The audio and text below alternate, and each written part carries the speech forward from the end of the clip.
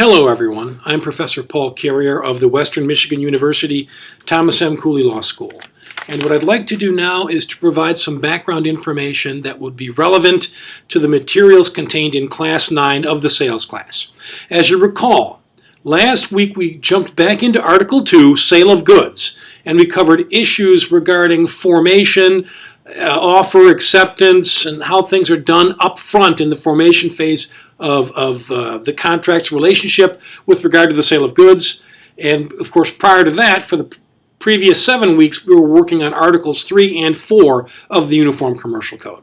Today, the basic set of issues revolve around warranties and what kind of warranties are required, what kind of warranties are permitted, how they operate, the mechanics a little bit, and also how they can be either limited or removed.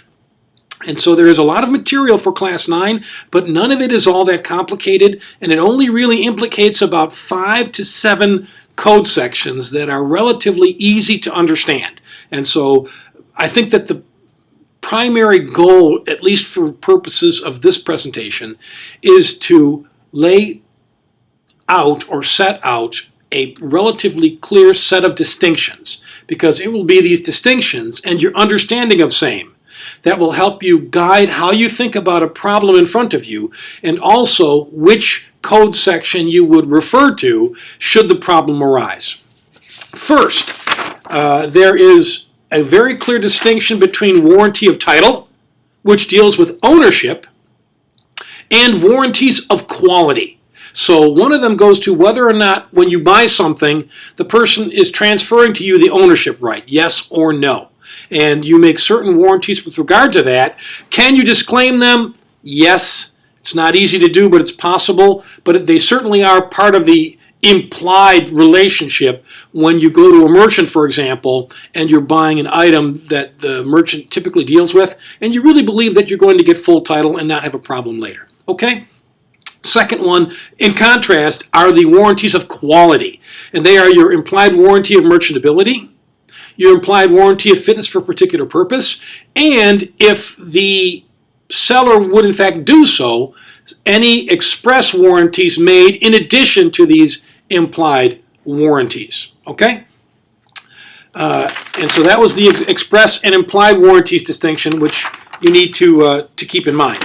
I also mentioned that as for the implied ones, you break them into the implied warranty of merchantability, and that is by far the most important one, and the warranty of fitness for a particular purpose, which we will discuss at least briefly in class, hopefully, but not in significant detail because it's typically not the one on which law examiners tend to focus. Okay? Not that it's not there, but we'll talk about that hopefully in class. Another issue. There are the warranties, whether they are given or not given, but also there are ways of disclaiming express warranties and ways of disclaiming implied warranties. And because the nature of an express warranty and an implied warranty, the natures are different. And so the way that you disclaim them will be somewhat different, and you should be very clear when you see express versus implied warranties and the disclaimers that it has to be done in a distinct way. Okay, so that as a distinction is an important one. Another very important distinction is that you can limit a warranty, and these are particularly the implied warranties. You can also disclaim them. Okay, so one is I'm going to limit whatever warranty, I'm not giving you any except for repair and replace for 1 year. That would be fine. You can disclaim. If something goes wrong, we disclaim any liability for consequential damages. Okay, so remember, there is a distinction between limiting, where you still provide some form of warranty, okay, although it would probably be reduced from what would be the implied warranties, and in fact disclaiming them, which if you do very, very carefully, you can do. If you're very, very clear and a buyer walks in knowing he or she's getting no warranty, clearly before purchase, and he or she pays less money for it or goes to seek another seller, for example, as long as the buyer's clued in, then disclaiming shouldn't be unlawful. It just needs to be very, very clear. Okay? Finally, let's just assume for sake of argument that there is a warranty in place. Okay? So we've already covered warranty of title versus warranty of quality. We've already covered express versus implied warranties. We've also broken down the implied warranties into those over merchantability and fitness for a particular purpose. We talked then about disclaiming them, whether it's express and you try to disclaim, and that has a particular area, a way of thinking that you need to be able to distinguish from its counterpart, which is the disclaiming of the implied warranties and how that is done. With regard to disclaiming, then you have the issue of not just disclaim, but just limiting. I'm not disclaiming it completely. I just need to limit it to repair and replace. It's a widget. It never hurt anybody. It just stops working sometimes. And if it does, we'd love to replace it for you, but we're not going to give you a new one, and we're not going to ship it to a different state, and we're not going to give you consequential damages, and we're not going to. If it stops working, we repair, replace, we don't give you your money back. And then, of course, the concept of disclaiming, which is more, for example, we sell as is, no warranties whatsoever.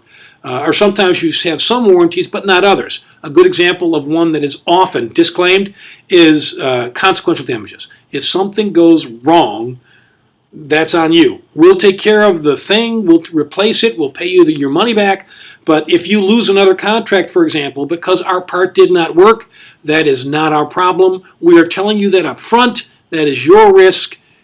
Don't buy this from us if you don't like it. Pay us a lower price, but we cannot afford to take that risk. That is on you. As long as it's brutally clear up front, where's the harm? Okay, as long as the buyer knows and can protect him, her, or itself, it shouldn't be a problem. Finally, another distinction. Now let's say, for sake of argument, you do have, in fact, a warranty in place. One of the cases talks about who establishes the burden. Is there a warranty? Has it been breached? Are there causal damages? That is on the party claiming the breach of warranty. Okay, that would be, in our situations, would always be the buyer. Let's say that that's established. Now there are certain defenses to liability. So you would establish that liability has occurred, but for some reason, liability for same is cut off. And the best example, there are a few aspects that need to be considered, but the best one is notice. And let me provide a secret right now. If the buyer sees that something is not conforming, if there is a breach of warranty, the buyer should notify quickly. And there are at least two basic reasons in the code for that. And the page numbers of those two things I'm about to mention are listed in the attack outline. So take a look at that and you'll see what I'm talking about. First, the seller might need to inspect. What if the buyer is lying about it? What if the buyer's got a new person who's wrong about the quality of something, right? The seller should have the chance, while the thing is still preserved, to verify whether or not it is, in fact, in breach of any warranties. And if the buyer prevents that somehow, perhaps the seller should have a defense and not have to pay. Second thing is right to cure. Particularly if, for example, the thing is delivered and there's still a little bit more time before the final due date of the delivery, well, the seller should have the chance to cure. I sent the wrong things, there's another week, in 4 days I'll have you the right thing, no breach, no foul, no problem, no lawyers, no lawsuits, everything's wonderful. If the buyer does not timely notify the seller can't take these steps to mitigate damages and to protect his, her, or its rights with regard to whether or not there's a breach and the extent of the breach. So again, if you can keep in mind those distinctions, it'll help you. It provides a nice framework for the warranty materials, and it slots basically in ways that track how law professors and bar examiners test on the area of warranties. And that's why the cases are somewhat helpful, because you understand what the issue is, you understand what the rule basically is from the code book, and you remember a little bit from the cases on how things went, and that is what helps you remember, oh, that's the problem where he didn't notify the seller in time, the seller couldn't fix it in time, even though there was a breach, so I'm going to see if that actually qualifies as a defense. Okay? I'll do this very quickly. We'll cover it again in class. There's the warranty of title. There are several warranties of title that are made. There's the warranty of ownership. There's a warranty that there's no patent infringement. We'll talk about that in class. One of the biggest issues, however, you'll find in a specific subsection of Article 2 I believe it's 312. And the idea is, if a person has an item and he or she entrusts that item to someone else who is in the business of ordinarily dealing with that product, that provides apparent authority for that person who now has possession to actually transfer ownership to a person who buys in good faith. So you take your watch to a watch repairer who also sells watches. An innocent person comes in, sees the antique watch, and buys it, right, in good faith and for value. Well, you can never get that watch back again. You gave the watch possession only to a party like a bailment, okay? But that party is in the business of selling as well as repairing watches. And so we protect the person who walks in good faith and believes he or she's getting good title. So you cannot get the watch back in this negligent entrustment example. You have to go after the person to whom you entrusted the watch for fraud, for whatever cause of action would make sense. Conversion, for example, if you just want value. So the negligent entrustment is probably the fanciest issue in that area for which you would like to be boned up, because it's the kind of thing that gets asked on exams. Second, express warranties with regard not to title, but now to quality. There are elements, including that the warranty, if express, has to be part of the basis of the bargain. The person who's buying has to rely on it, and if he or she does not, there is no warranty there. Okay, and that is a possible multiple choice question, possible essay question, but that's also important. Another thing, you don't make an express warranty for mere puffery. Oh, it's a honey of a car. It's in A1 condition. Those are not the kinds of things which, if they're in writing or they're spoken, are the type that rise to the level of a binding and enforceable express warranty. Then we get to the implied warranties, starting with the warranty of merchantability. If you take a look at 2-314 sub 2 sub C, you will find the most common phraseology for this fitness for particular purpose. No, forgive me, that's 315. For the appropriateness or merchantability for goods of that kind. That's the primary one. There are others. And you remember there are cases dealing with food and with glassware where food is served, and there is a specific UCC subsection to cover that. But the primary one is of the appropriate quality of goods of that type in the market. Okay? There's also an exclusion. If something is an obvious risk, then there's no implied warranty with regard to same. The good example of that was the bone in the clam chowder. Okay? Now let's talk at least briefly about disclaiming warranties.